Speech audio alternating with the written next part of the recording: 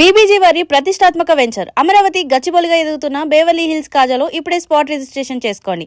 ప్రపంచంలోనే అత్యంత సురక్షితమైన నగరం, రియల్ ఎస్టేట్ పెట్టుబడులకు స్వర్గధామం, లగ్జరీకి కేర్ ఆఫ్ అడ్రస్. ఇన్నాళ్ళు దుబాయ్ గురించి మనం విన్న మాటలివి. కానీ ఇప్పుడు సీన్ రివర్స్ అవుతుంది. మిడిల్ ఈస్ట్ లో ముసురుకున్న యుద్ధ మేఘాలు, కురుస్తున్న బాంబులు బ్రాండ్ దుబాయ్ను షేక్ చేస్తున్నాయి. అక్కడ పెట్టిన వేల కోట్ల పెట్టుబడులు ఇప్పుడు వెనక్కి వస్తున్నాయి.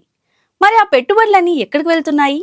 గల్ఫ్ నుంచి గ్లోబల్ సిటీ హైదరాబాద్ వైపు ఇన్వెస్టర్లు ఎందుకు పరుగులు తీస్తున్నారో ఇప్పుడు చూద్దాం. గడిచిన 5 ఏళ్లలో భారతీయులకు, ముఖ్యంగా తెలుగు వారికి దుబాయ్ రియల్ ఎస్టేట్ ఒక హాట్ డెస్టినేషన్. ఎందుకంత craze? Tax free rental income, 10 ఏళ్ల గోల్డెన్ వీసా, అంతర్జాతీయ స్థాయి జీవనశైలి, భారతీయుల వాటా. 2025 ఒక సంవత్సరంలోనే భారతీయులు దుబాయ్లో ఏకంగా 85,000 కోట్ల నుంచి 95,000 కోట్ల రూపాయల వరకు పెట్టుబడి పెట్టారు. ప్రోత్సాహం. హైదరాబాద్లోనే స్టార్ హోటళ్లలో ప్రతి వారం దుబాయ్ ప్రాపర్టీ షోలు జరిగేవంటే పరిస్థితి అర్థం చేసుకోవచ్చు. మన బిల్డర్లు కూడా అక్కడ ప్రాజెక్టులు మొదలు పెట్టేంతగా ఆ మార్కెట్ ఊరించింది. కానీ ఒక్కసారిగా పరిస్థితులు తలకిందులయ్యాయి. ఇజ్రాయెల్ ఇరాన్ ఉద్రిక్తతలు, అమెరికా జోక్యం వంటి భౌగోళిక రాజకీయ కారణాలతో దుబాయ్ ఇప్పుడు రిస్క్ జోన్ గా మారింది. దుబాయ్ ల్యాండ్ డిపార్ట్మెంట్ లెక్కల ప్రకారం యుద్ధ భయం మొదలైన తొలి వారంలోనే ప్రాపర్టీ లావాదేవీలు ఏకంగా 50% పడిపోయాయి. సురక్షితమైన నగరం అనే నమ్మకం సడలడంతో ఇన్వెస్టర్లు తమ సంపదను కాపాడుకోవడానికి ప్రత్యామ్నాయాల వైపు చూస్తున్నారు. దుబాయ్లో తగ్గిన ప్రతి రూపాయి పెట్టుబడి ఇప్పుడు భారతీయ నగరాలకు, ముఖ్యంగా హైదరాబాద్ మార్కెట్కు వరంగా మారుతుంది. తెలంగాణ రియల్ ఎస్టేట్ సంఘాల అంచనా ప్రకారం స్టేబుల్ మార్కెట్, యుద్ధ భయాలు లేని సురక్షితమైన మార్కెట్ మనది. అభివృద్ధి. Outer ring road, regional ring road, metro విస్తరణ, ప్రతిపాదిత ఫ్యూచర్ సిటీ వంటి ప్రాజెక్టులు ఇన్వెస్టర్లను ఆకర్షిస్తున్నాయి. బలమైన రంగాలు. ఐటీ, ఫార్మా రంగాలు బలంగా ఉండడంతో ఇక్కడ రియల్ ఎస్టేట్ ఎప్పుడూ డిమాండ్లోనే ఉంటుంది. ఇక అసలు విషయానికి వస్తే ఇన్వెస్టర్లు ఎప్పుడు చూసేది ఒకటి, అది పెట్టుబడిపై రాబడి, అంటే ROI. ఒకప్పుడు దుబాయ్లో పన్నురహిత అద్దె ఆదాయం ప్రధాన ఆకర్షణగా ఉండేది. అక్కడ గత 5 ఏళ్లలో ఆస్తుల విలువ దాదాపు రెట్టింపైంది.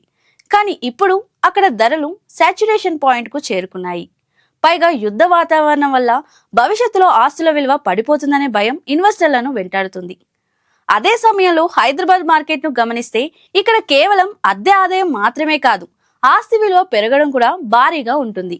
గల్ఫ్ దేశాలతో పోలిస్తే హైదరాబాద్ లో అల్ట్రా లగ్జరీ సెగ్మెంట్ లో వృద్ధి రేటు స్థిరంగా ఉంటుంది.